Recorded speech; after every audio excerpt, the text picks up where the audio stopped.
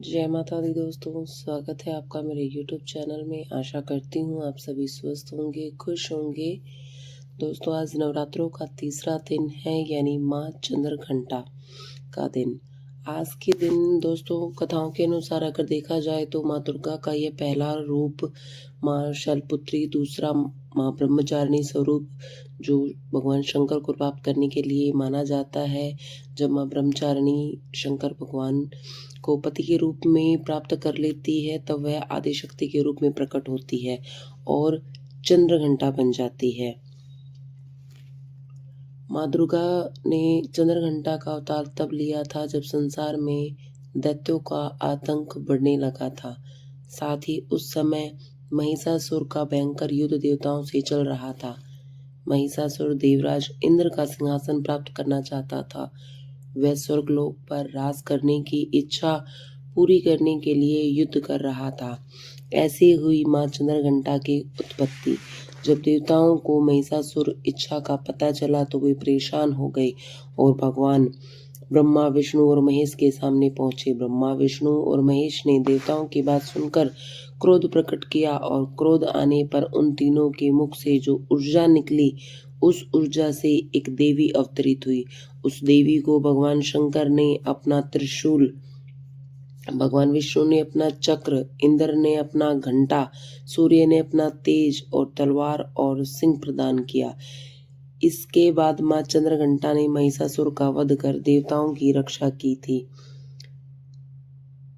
माँ चंद्रघंटा की पूजा नवरात्रों के तीसरे दिन की जाती है। माँ का रूप तीसरा स्वरूप है।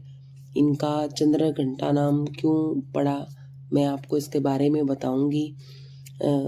चंद्रघंटा माँ का नाम इसलिए पड़ा क्योंकि उनके मस्तक पर चांद के आकार का घंटा है।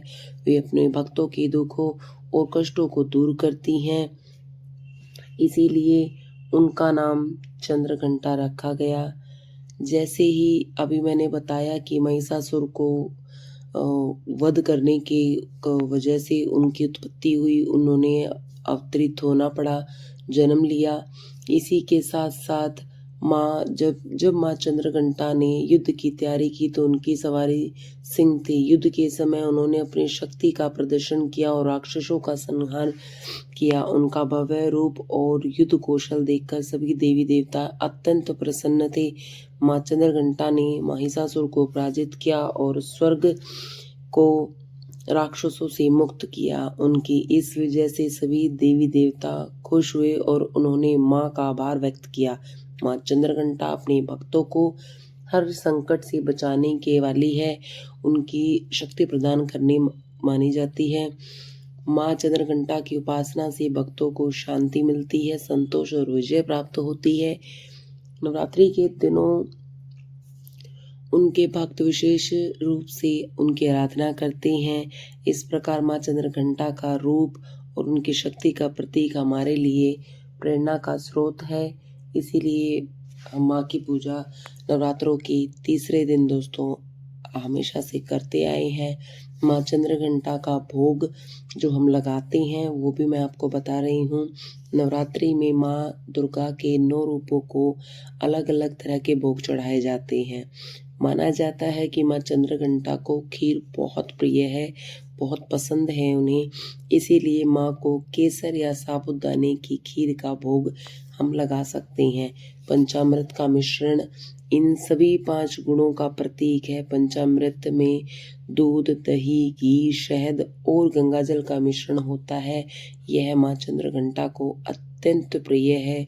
यह मिश्रण 5 पवित्र पदार्थों से बना होता है, जिसमें प्रत्येक का अपना अपना महत्व होता है। जैसे दूध को शुद्धता और पोषण का प्रतीक माना जाता है, इसीलिए आप माँ चंद्रघंटा को कच्चा दूध भी चढ़ा सकते हैं।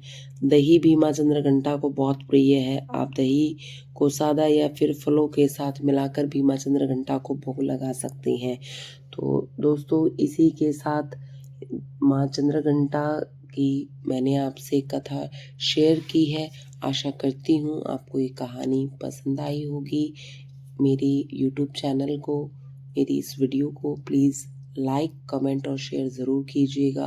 अगर आपने अभी तक मेरे चैनल को सब्सक्राइब नहीं किया है तो पहले मेरे चैनल को सब्सक्राइब कीजिए ताकि आने वाले सभी वीडियो की नोटिफिकेशन आपको समय समय पर मिलती रहे। जय माता दी दोस्तों, शुभ नवरात्रि, जय माता दी।